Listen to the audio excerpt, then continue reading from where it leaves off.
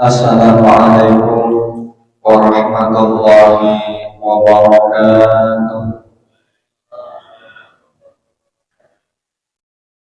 Bismillah walhamdulillah wassalatu wassalamu ala rasulillah Sayyidina Muhammad ibn Abdillah wa alihi wa sahbihi wa mawala. La hawla wa la quwwata illa billah. Wa bisanadil muttasili ila imamil muallif sahibil kitabah Asy-Syaikh Muhammad Jamaluddin Dzil-Qaramah nafa'ana Allahu bihi wa bi barakati 'ulumihi fid dini wad dunya wal akhirah wa ja'alana minal ladzina yastami'una al-qawla fayattabi'una ahsanah ولفتوح العلم والحكمة وإلى حضرة النبي محمد صلى الله عليه وسلم الفاتحة.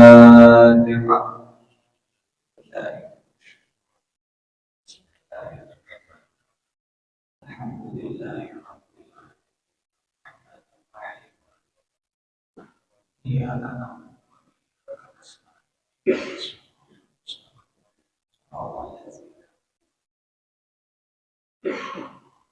Amin ya rabbal alamin. Pak Muhammad Ustaz Haji Jayadi selaku Ketua Yayasan At-Taufiq, Imam kita Al-Mukarram Ustaz Haji Ahmad Syafi'i, Al-Mukarram Ustaz Paris, guru kami Al-Mukarram Ustaz Haji Mursyidi, seluruh pengurus serta jamaah Masjid Jami At-Taufiq, Bapak Ibu, hadirin hadirat yang mudah-mudahan kita semua senantiasa memuliakan Allah Subhanahu wa Ta'ala.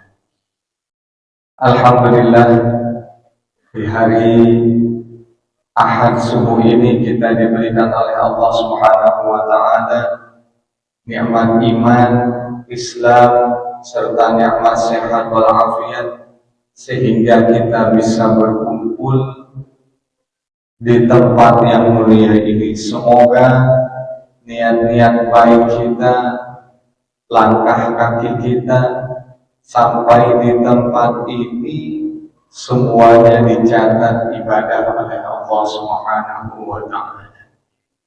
Shalawat dan salam mari kita aturkan kehadiran junjungan baginda Nabi besar Muhammad sallallahu alaihi wasallam. Semoga dengan banyak kita baca sholawat kepada baginda Nabi, kita semua diaku sebagai umat beliau. Amin amin ya rabbal alamin. Para jemaah hadirin hadirat sekalian, pada kesempatan kali ini kita akan membahas salah satu bab yang ada dalam kitab Mau'izatul Mu'minin, yang merupakan ringkasan dari kitab Ihya Ulumuddin. Yang akan kita bahas itu adalah Fadlul Jumu'ati wa Adabuha, tentang keutamaan Jumat dan adab-adab. Kenapa sih bahas Jumat itu perkara yang penting? Di antaranya karena untuk sholat Jumat itu perintilannya banyak, berbeda dengan sholat-sholat yang lain. Sholat Jumat ada khutbahnya, dan banyak sekali permasalahan yang kiranya bisa dibahas mengenai tentang hari Jumat, sholat Jumat, dan bagaimana adab-adab dalam menghadapi hari Jumat. Misalkan ketika khatib sudah naik di atas mimbar, kemudian kita datangnya telat, Apa yang harus kita lakukan? Sholat sunnah tahiyatul masjid kan? Sholat sunnah qobliyah kan? Atau langsung duduk? Ini kan permasalahan juga. Kemudian kalau misalkan sepengetahuan kita, sependengaran kita ternyata tadi pas khutbah ada yang kurang, kelupaan luasnya takwa, namanya manusia, benar gak? Pasti saya pun demikian, pasti ada alpanya. Barangkali khotibnya lagi mikirin bayaran sekolah anak, pasti ada. Lalu apa yang harus kita lakukan saat ini? Nah, ini kan permasalahan juga. Belum lagi imamnya, belum lagi kita pendengarnya. Ya, kalau misalkan ketiduran, bayang Jumat nyari tiang, nyari pahala, misal kepulasan. Tapi anehnya orang kalau kepulasan khutbah Jumat itu pas sholat biasanya bangun ya. Ada yang bangunin gitu. Ini kan permasalahan juga. Nah, pada kesempatan kali ini kita akan bahas sedikit bagaimana keutamaan Jumat itu dan bagaimana adab-adab menghadapi hari Jumat. Dan mohon maaf kalau fotokopiannya terbatas. Ya, Ustaz Haji Mursyidin bilangnya ya Ustaz paling 10 orang, akhirnya saya fotokopi dikit. Ternyata yang datang banyak, alhamdulillah. Qala al-mu'allif rahimahullahu ta'ala wa adab an-naf'a bihi wa bi barakati 'ulumihi fid dharain. I'lam anna hadha yawmun 'azimun aqarrahu bihi al-islam wa khassa bihi al-muslim. Ketahuilah bahwasanya hari Jumat itu hari yang mulia yang Allah agungkan akan Islam dan dikhususkan hanya untuk kaum muslimin. Kalau Allah Ta'ala idza nudiya lis-salati min yaumil jumu'ati fas'au ila dzikrillahi wa dharul bai'. Kalau kita teliti, kalau kita telisik lebih dalam, satu-satunya ayat dalam Al-Quran, satu-satunya sholat yang diwajibkan oleh Allah Subhanahu wa Ta'ala untuk bergegas datangnya dalam Al-Quran itu cuma satu, sholat Jumat.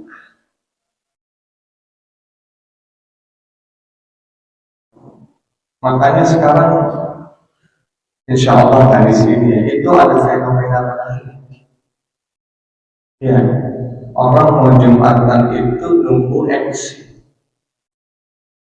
Kalau nggak nunggu MC, nunggu khotibnya naik khutbah pertama, nunggu khutbah kedua, sampai ada juga di sebagian tempat nunggu khotbah baru.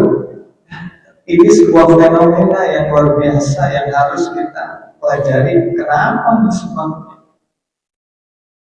Apa memang nggak tahu kalau khutbah itu termasuk itu? Atau kurang motivasi terkait dengan sholat Jumat keutamaannya? Atau memang ada sesuatu yang lain? Misalkan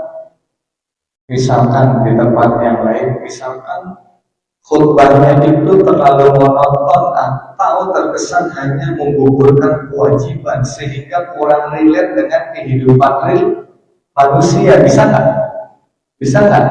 Bisa. Banyak faktor. Dan ingat kata Imam Abu Lais As-Samarqandi dalam Tanbihul Ghafilin, "Fa arada an yakuna kasbuhu thayyiban fa alayhi an yahfaza khamsata asya'a." Kata Imam Abu Lais, Siapa orang yang pengen pendaringannya, yang pengen mata pencahariannya, yang pengen rezekinya itu baik-baik aja, apalagi zaman kayak gini, masya Allah, bensin naik. Yang saya heran kemarin bensin naik, tapi di pasar yang naik plastik, benar nggak? Apalagi Bu yang naik Bu. Ayo biar bapak-bapaknya tahu, siapa tahu uang belanjanya ditambah. Cabai itu katanya naik. Beras naik. Apalagi ada laporan. Tuh, semuanya disebut. Tuh, gorengan yang katanya biasanya 10.000 dapat banyak. Tuh, benar-benar. Bisa kayak begini. Dolarnya naik. Emang orang kampung nggak pakai dolar, tapi kalau dolarnya naik, otomatis barang yang lain juga naik.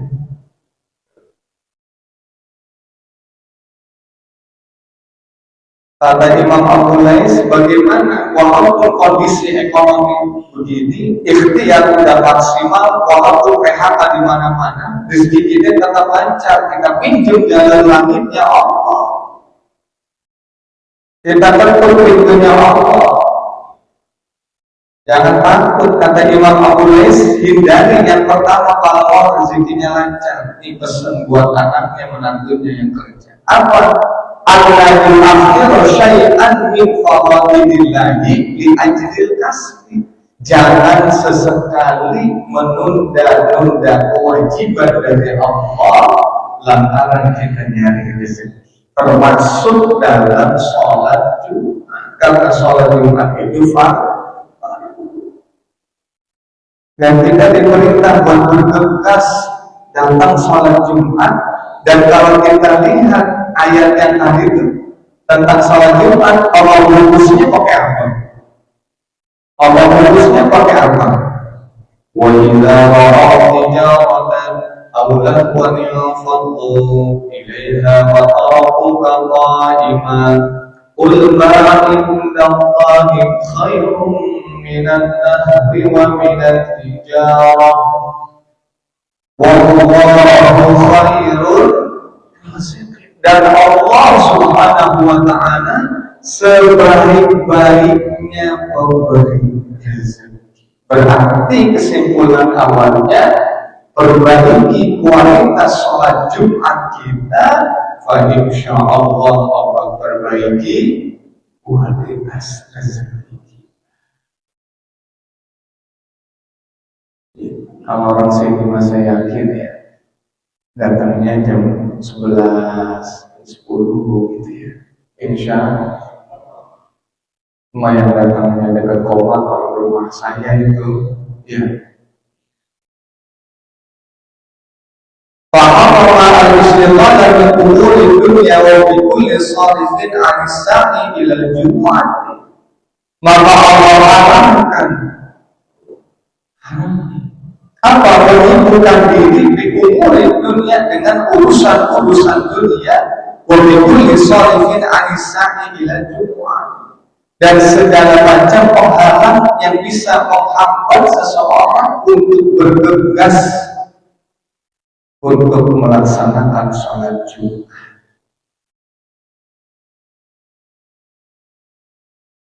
Saya baca dalam ringkasan yang lain itu sampai nyiapin bajunya itu mulai hari Kamis yang besok mau dipakai. Jadi ibu-ibu kalau nyiapin baju lakinya buat Jumat, siapin dari Kamis. Mau pakai yang mana Pak? Nanti kita jelasin kalau waktunya cukup. Baju terbaik apa yang kita gunakan untuk hari Jumat. Jam 11 dah udah paling enak. Itu saya kasih ada wirid asas Tariqah Syarabiyah yang kami dapati dari ulama Azhar Syekh Abdul Aziz itu kita minta langsung. Nah itu udah ada di situ, nanti gampang lipat dikit masukin kantong. Pas hari Jumat irinya taruh dulu ya, irinya taruh, wiridannya bawa baca, selesai. Nanti kalau masih bisa diperbaiki saya kasih PDF-nya sama Ustaz Haji Mursyidin biar diperbanyak. Silakan. Waqala Rasulullah sallallahu alaihi wasallam, dan Rasul sallallahu alaihi wasallam bersabda, khairul yaumin tala'at alaihi syamsu yaumul jumu'ah. Sebaik-baiknya hari di mana terbitnya matahari saat itu tiada lain adalah hari Jumat. Waqala Rasulullah sallallahu alaihi wasallam, Allah dan Rasulullah berduri akan pakai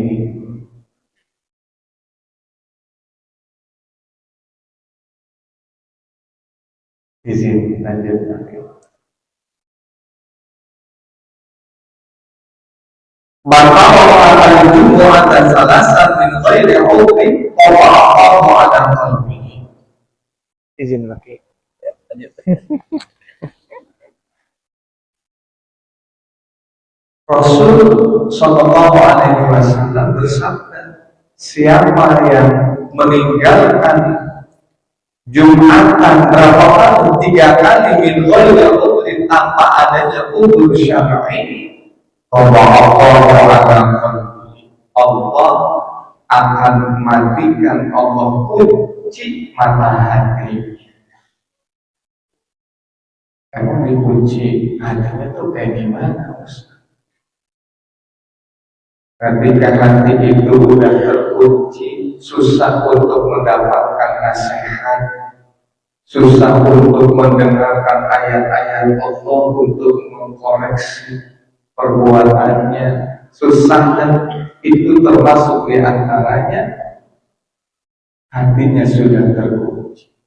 Dan katanya Imam Ibnu Athaillah As-Sakandari dalam hikamnya apa? Termasuk di antara matinya hati itu apa? Ada husni alamat. Ketika tidak adanya kesedihan terhadap sesuatu yang luput dari kita, padahal itu kewajiban kita. Kalau kita luput mengerjakan sesuatu, nggak sholat, pelan sholatnya, lalu tidak ada kesedihan dalam hati kita, ya, itu tanda-tanda di antara matinya.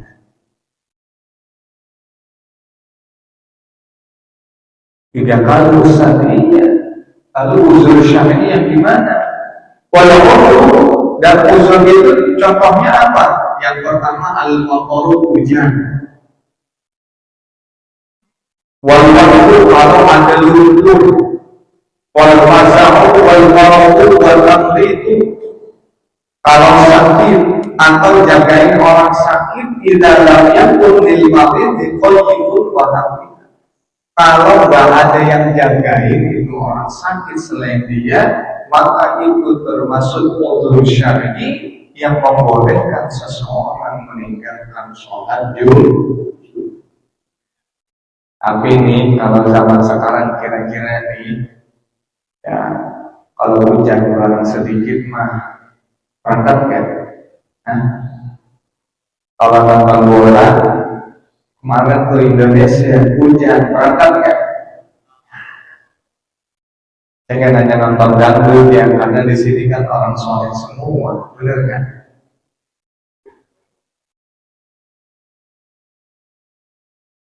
Itu.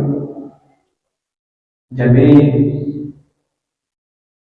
jangan anggap sepele tentang Jumat.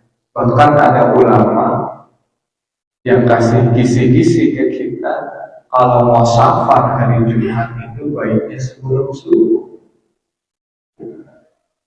Nanti silakan mau ambil rukhsahnya itu mau jamaah. Tapi kalau berangkatnya pada subuh, ada ulama yang bilang dia tetap dianjurkan untuk sholat Jumat. Kan sekarang banyak di tol ya, insya Allah. Wa yustahabbu al-ghuslu fihi wa la ba'sa min taqribihi min al-rawahi biyakuna aqraba dan bin natafat. Nah sekarang kita geser sedikit ke kebersihan jasmani yang terkait dengan sholat Jumat. Gapapa ibu-ibunya datang biar apa? Barangkali lakinya lupa ini hari Jumat bisa diingatkan. Apa aja adat yang terkait dengan kebersihan jasmani dan disunnahkan untuk mandi sunnah Jumat. Wala dasar bintakri biji binawar dan kemana mandinya itu mendekati waktu dia berangkat untuk masjid. Orang sini kan kalau berangkat ke masjid jam 10 ya, berarti mendekati itu. Insya Allah. Kalau berangkatnya jam 11 berarti mandinya mendekati jam 11. Biar apa dia mengenal perubahan dan binatofah agar itu lebih dekat masanya dengan kebersihan. Maksudnya masa kebersihannya itu makin awet. Bagi yang kerja gimana usaha?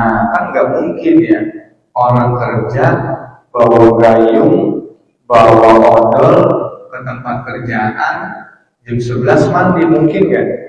Sulit kayaknya. Bahkan kalau guru juga sulit. Saya tanya sama temannya, ya, lu ngapain kerja bawa gayung? Maka ada ulama yang mensiasati ini, silakan mandinya pagi, niatin yang buat mandi Jumat, insya Allah dapat sunnah. Karena apa? Nggak mungkin. Bagi yang udah pensiunan, iya, saatnya antar anak cucu gitu ya, itu waktunya lebih lama. Kalau berangkatnya jam 11, ya mandinya mendekati. Wa yustahabbu fihi akhdhu sya'ri wa qad'u dhufri wa qassu syaribi wa tartibu raihati wa lubsu ahsani thiyab. Dan sunnah juga untuk apa? Potong rambut, rapihin rambut. Wa qad'u dhufri dan potong kuku. Oh, udah cakep banget ya. Dan potong kuku itu ada anjurannya, ada tata caranya. Mulainya dari mana?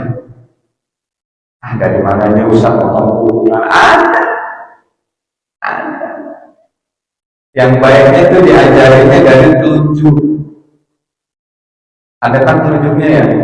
Ada telunjuk, jari tengah, jari manis, terus ke kelingking, jangan ke jempol dulu, jangan. Balik ke kiri, ngider dia ngider. Kelingking, jari manis, tengah, telunjuk, jempol kiri, tutup dengan jempol kanan. Dan setelah itu kukunya ditanam di bawah tanah. Kalau masih ada tanahnya, kalau belum diganti kontrakan ya lengkap. Kemudian apa? Bawa kumis.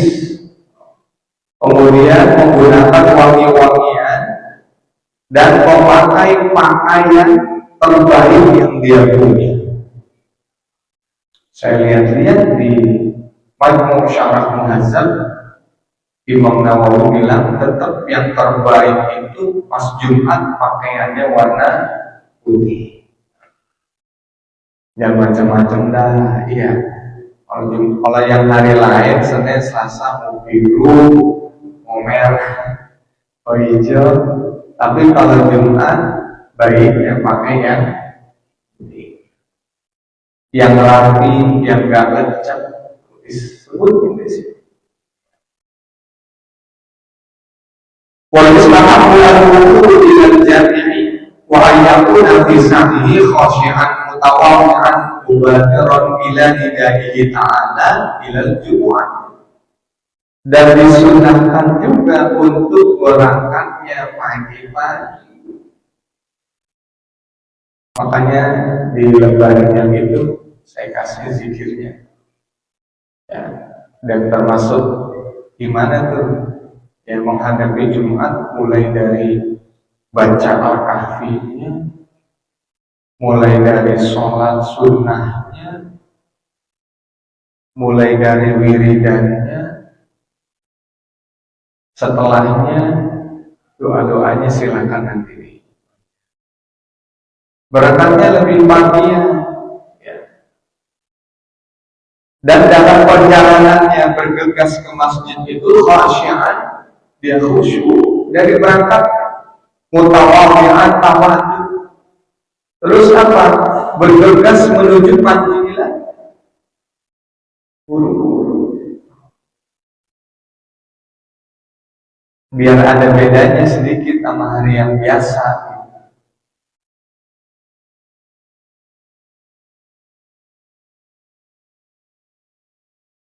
Walaupun adanya tahaqqa riqaban nas, nah ini yang penting.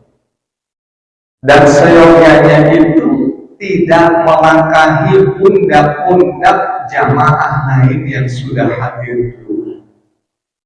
Tapi nanti ada catatan. Walayyahu wa baina aydihim, jangan lewat juga di depannya. Wal-wudu yusahilu alaihi dzalika, dan berangkat pagi-pagi lebih awal itu memudahkan kita agar kita itu tidak melangkahi pundak-pundak dari jamaah yang lain. Kalau di tempat saya mah MC naik baru padahal tuh. Kalau di sini mau nggak bisa deh, insya Allah.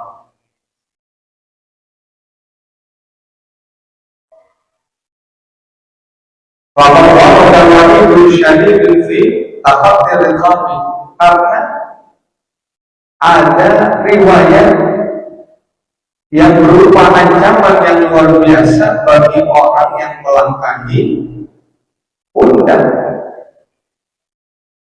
Saya baca dalam hadis orang yang sengaja melangkahi pundak orang lain itu dia sedang mengambil jatah dia jadi jembatan nanti di neraka Allah.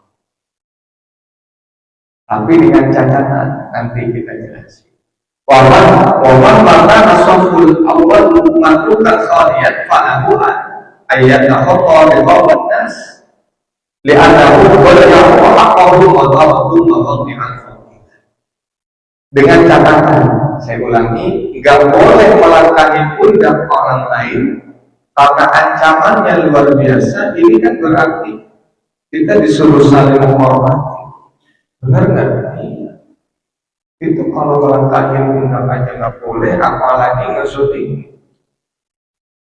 Dan ingat, nyambung sama yang tadi itu kata Imam Abu Lais, kalau mau rezekinya lancar, Allah yudhi ahadan min khamtillah di ajril kasbi. Kalau mau rezekinya lancar, jangan sesekali gara-gara kita mau nyari duit itu kita sakitin, kita zolimin orang lain. Dan kalau kita zolimin orang lain, ruginya bukan banyak, buahnya. Yang pertama, orang kalau kita zolimin, dia bisa balas nggak? Bisa lebih parah balasan. Yang kedua, kalau kita zolimin orang dan orang itu nggak balas, tapi dia balasnya dengan sholat tahajud sepertiga malam, berarti yang kita lawan bukan dia, tapi Tuhannya Allah Subhanahu. Dan orang yang suka zalim itu disebut muflis, bangkrut, boncos. Kadang nanti dalam hadis ada orang yang datang di hari kiamat bawa pahala salatnya, bawa pahala puasanya, zakatnya, semua amalannya, Tapi sayang 1000 sayang, pahalanya itu dikasih ke orang lain yang tiada lain itu orang yang dizolimi selama di dunia. Dan kalau pahalanya udah habis, gantian kezaliman yang tidak pernah dia lakukan. Pernah ini itu nggak pernah macam-macam, maksiat jauh, tapi lantaran dia zalim sama orang, pindah itu maksiat orang itu ke kita. Itu namanya orang bangkrut. Tapi dengan catatan kembali ke sini, nggak boleh melangkahi orang selama apa? Selama seandainya sop yang lebih awal itu dia tinggalin sengaja, ada sop kosong di depannya, maka kata pengarang kitab ini, maka bagi dia boleh melangkahi pundak orang karena orang itu telah menyia-nyiakan haknya dan meninggalkan tempat-tempat yang lebih utama. Contoh, tuh di pinggir pintu, ya.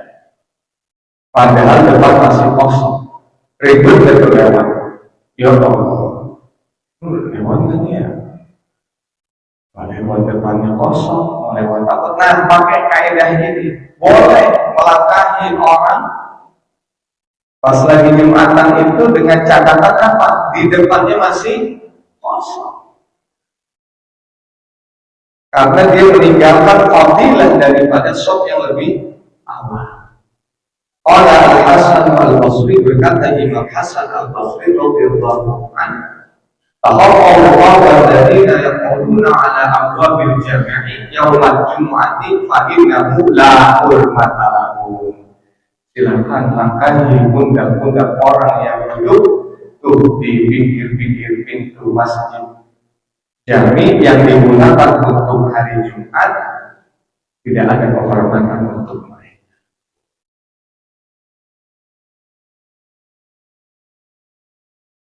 Wajibkan pada masjid al-Fatihah rakaataini wa in kana al-imam yakhutub.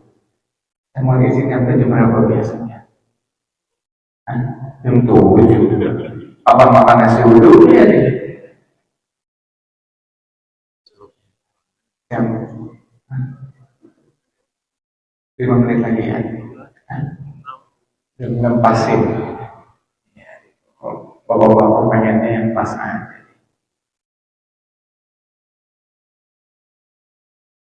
Apabila masuk ke dalam masjid, maka perlulah masuknya itu sholat. Ya. Ini salah satu jenis sastra dalam bahasa. Wartahu ma'al itu maksudnya bukan rukuk doang, menyebutkan sebagian, tapi maksudnya adalah seluruh kegiatan. Contoh, ada jamaah kita misalkan udah lama nggak kelihatan, kita bilangnya apa? Tumben si anu nggak kelihatan batang hidungnya. Padahal yang dimaksud apa? Batang hidungnya doang orang? Gak mungkin batang hidungnya. Kering ya. Maksudnya orangnya sama nih.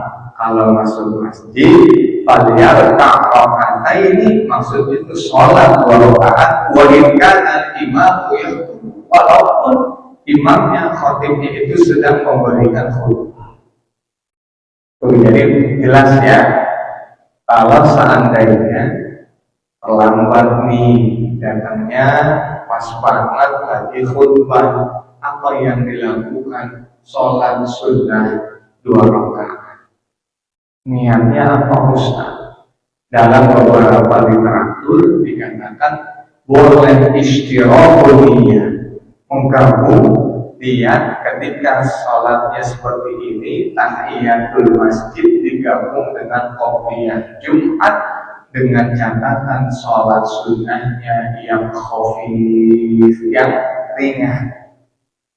Jangan lama-lama, yang penting rukun-rukunnya semua kena.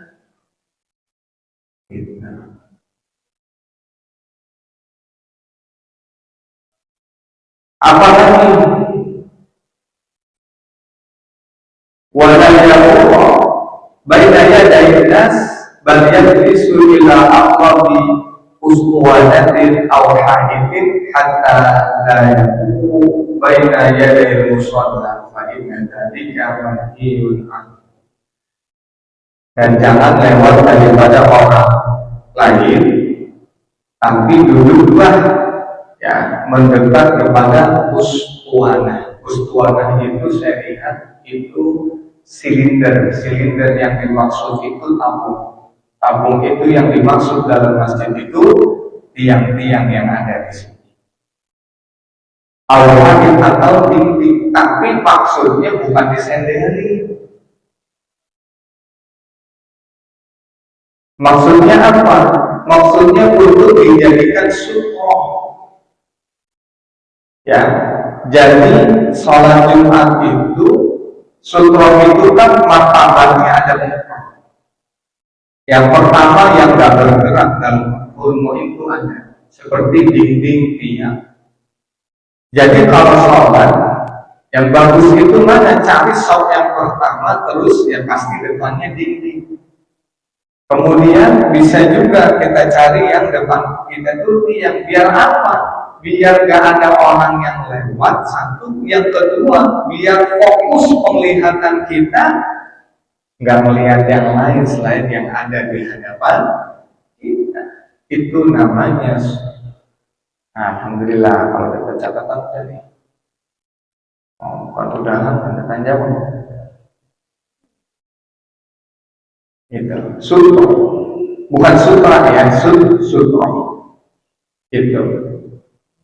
Terus apa lagi Ustaz yang bisa dijadikan sutra? Yang pertama tadi tuh tiang, haid, dinding, itu bisa jadi penghalang depan kita sholat menghadap. Kemudian sutra yang kedua itu adalah aso atau tongkat yang sekiranya itu 2/3 hasta, mungkin 32 sampai 34 cm. Kalau tadi sesuatu yang tidak bergerak, yang ini sesuatu yang kita pasang di hadapan kita. Yang saat ini lagi viral tuh. Iya, kan sekitar pernah nggak membayang di masjid itu ada tongkat-tongkat kayu. Nah itu namanya sutra. Namanya sutra. Itu martabat yang kedua. Yang ketiga adalah alas sholat seperti sejadah. Makanya guru-guru kita tuh di masjid-masjid itu mohon maaf, sutrohnya nggak pakai tongkat, tapi sejadah ini dalam waktu mungkin sudah cukup sebagai sutroh. Jadi kalau udah pakai sutroh, nggak usah lagi pakai kayu. Atau kita kerja nggak ada ya, orang kerja ngapain bawa tongkat ya, bawa tas taruh di depan, itu sutroh. Tapi kalau sudah di masjid ada sajadahnya, nggak usah lagi. Kalau membayang di lapangan tuh ya kan nggak ada sajadahnya, boleh tuh pakai aso, tongkat atau kayu ya, 32 atau taruh tas penghalang gitu. Biar orang tuh nggak lalu lalang, kemudian kita bisa fokus. Dan sutroh yang terakhir itu adalah garis yang memanjang ya itu. Dan jarak kalau kita mau pakai sutroh yang tadi itu yang asal ya, itu jaraknya antara kita dengan dia itu kurang lebih 130 sampai 150 cm. Itu nggak boleh lewat dari sini. Nah kalau kita kan di masjid udah pada pakai sejadah ya kan? Walaupun sholatnya sendiri nggak usah gitu ya. Masuk masjid At-Taufik mau sholat sunnah nih, kalau misalkan di depan dindingnya kira-kira banyak orang, ambil aja tuh di ustuanah, di tiang-tiang itu lebih. Jadi sebenarnya tiang-tiang ini diciptakan itu untuk sebagai sutroh sholat sebenarnya. Fungsi utamanya, fungsi keduanya buat ya, nggak apa-apa dah, namanya juga faktor ya. Iya, yang ngajinya senderan pahalanya bagi dua sama tembok. Nah, saya rasa cukup sekian. Insya Allah kalau ada waktu nanti kita lanjutkan. Nanti ada catatannya nih, ada tanya jawab sedikit. Kalau saya mampu saya jawab sekarang, kalau saya nggak mampu ada pakarnya yang lebih ahli sebagai Abu Syafi'i, mungkin beliau nanti bisa membantu menjelaskan. Hazal minni wa as'alukum al-'afwa minkum. Silakan bagi jamaah yang mungkin ada pertanyaan. Ya. Ya.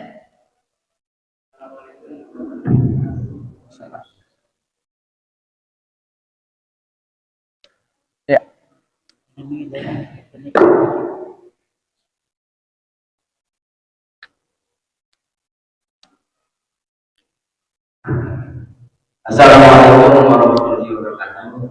Salam. Begini Ustaz, ini masalah sholat subuh ya. Saya dengar kata Pak Ustaz, sebelum kita melakukan sholat subuh, kita melakukan sholat sunnah 2 rakaat sebelum subuh. Itu pun pahalanya seperti tunda dan seisinya. Itu sholat subuh. Bagaimana kalau sholat sunnah yang lain seperti zuhur, asar, maghrib? Ya, terima kasih. Wassalamualaikum warahmatullahi wabarakatuh.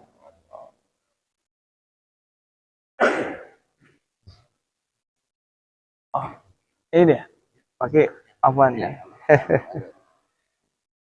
Baik, pertanyaannya di luar dulu ya. Tadi kita bahas Jumat, tapi nggak apa-apa. Saya suka karena zirah tentang sholat sunnah itu wajib. Saya bingung ya, jujur pakai. Kalau melihat orang dulu kayak pakai orang tua saya itu suka iri. Kenapa? Sholat sunnahnya nggak ketinggalan. Mau di masjid, mau di rumah.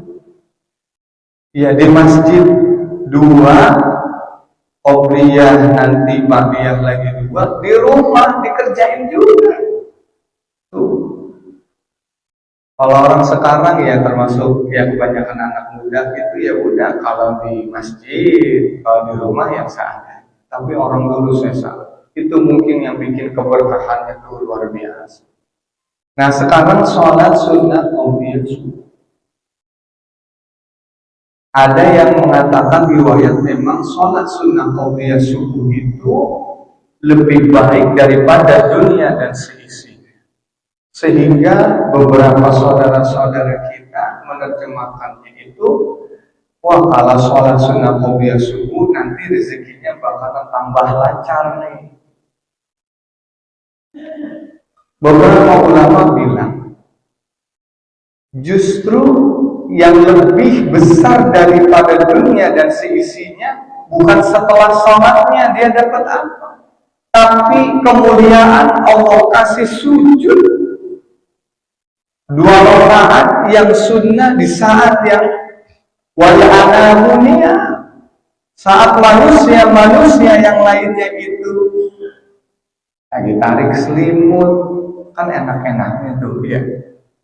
Lagi pada tidur dia sholat, itu kenikmatan sujud yang diberikan Allah yang dimaksud lebih besar daripada dunia dan seisi-isi. Nah, pertanyaannya, bagaimana dengan sholat sunnah yang lain? Yang pasti kalau sunnah rawatib itu otomatis banyak fadilahnya. Di antara fadilah yang pertama apa? Rasul gak pernah tinggalin. Jadi sebaik-baiknya umat itu kan yang ikut jejak jalannya Rasul. Dan yang paling mudah itu adalah mengikuti sholat sunnah rawatib yang tidak pernah ditinggalkan oleh Rasul. Itu udah faedah yang luar biasa.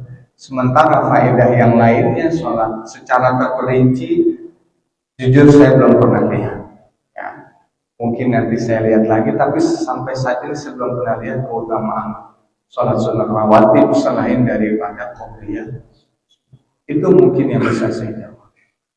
Jadi justru keutamaan diizinkan sama Allah sujudnya itu yang lebih utama dibandingkan dengan rezeki yang setelah. Silakan kalau ada lagi. Ustaz mau nanya Pak Ustaz. Ya. Assalamualaikum.